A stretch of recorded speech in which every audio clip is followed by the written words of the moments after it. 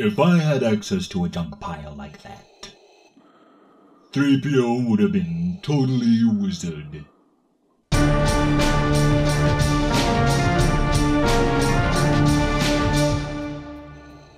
Alita, Battle Angel. Directed by Robert Rodriguez, who brought us such classics as Spy Kids and The Adventures of Shark Boy and Lava Girl. Now I know that isn't much of a selling feature, but honestly, the film is so good. I'm just trying to find something to make fun of at this point. With roughly 1,500 visual effects shots and a budget of $175 to $200 million, Alita is the largest film Rodriguez has ever directed.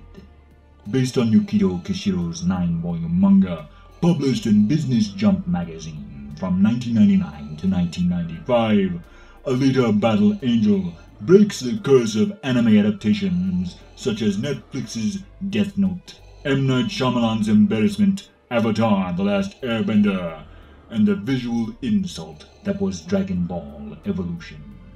So here's hoping Sonic the Hedgehog can finally break the video game film curse, because with the great lore and complex characters, I really think it's about time we got a Pac-Man movie.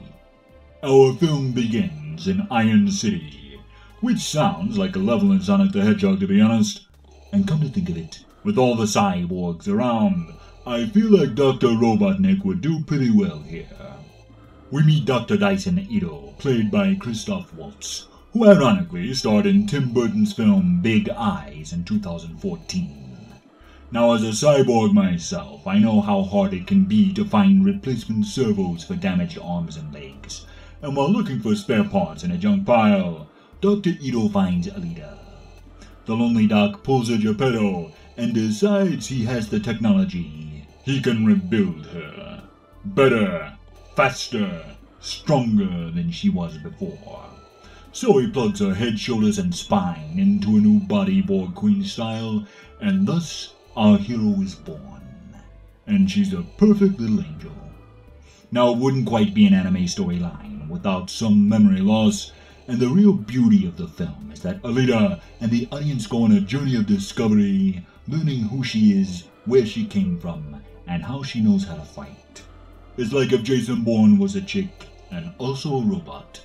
And yes, it's just as awesome as that sounds. Producer James Cameron and director Robert Rodriguez screen-tested 4 actresses for the title role, including Zendaya.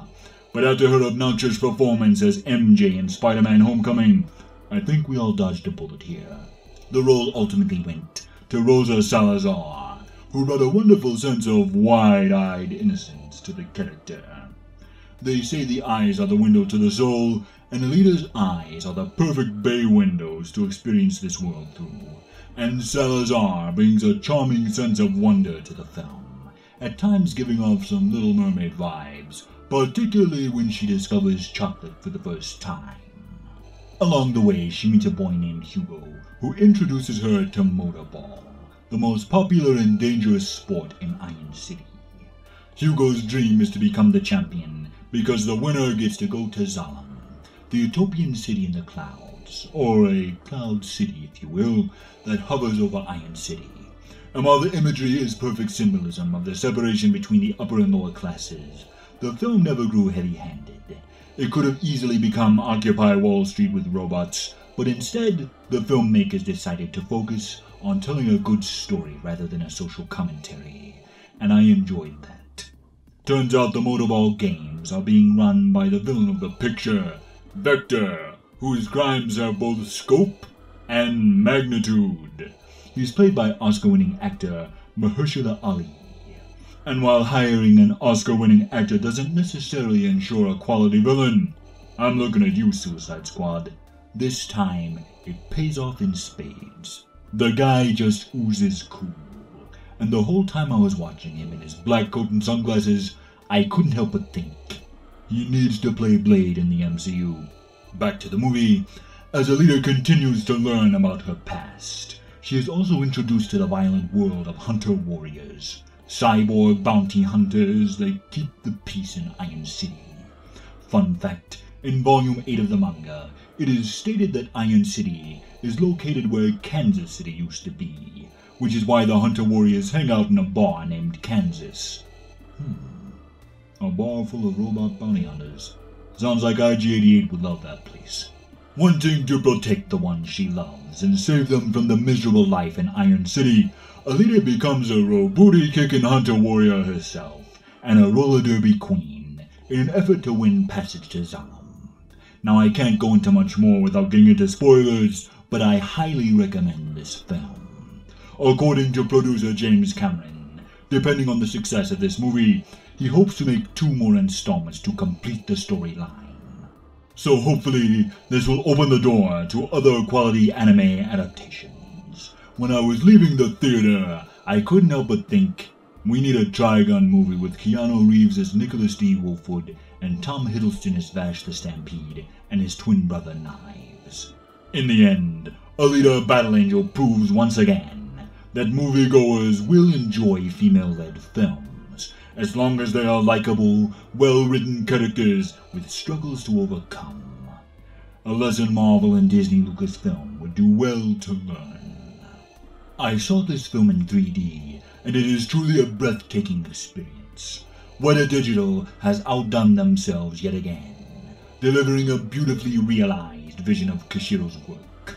So for its compelling characters, thrilling action, stunning visuals, breathtaking effects by Weta Digital, and exciting film score by Junkie XL, I give this film 4 out of 5 Death Stars. The force is strong with this one. Tune in next week as we keep the theme of heroic super ladies going strong with the OG female hero of all time. I wonder who that could be. This has been Vader Reviews. Be sure to like, comment, subscribe, and hit that bell for notifications, and follow me on Twitter, @VaderReviews. Join the Empire today. You do not yet realize your importance. Share these videos, and together we will rule the internet. And always remember, you don't know the power of the dark side.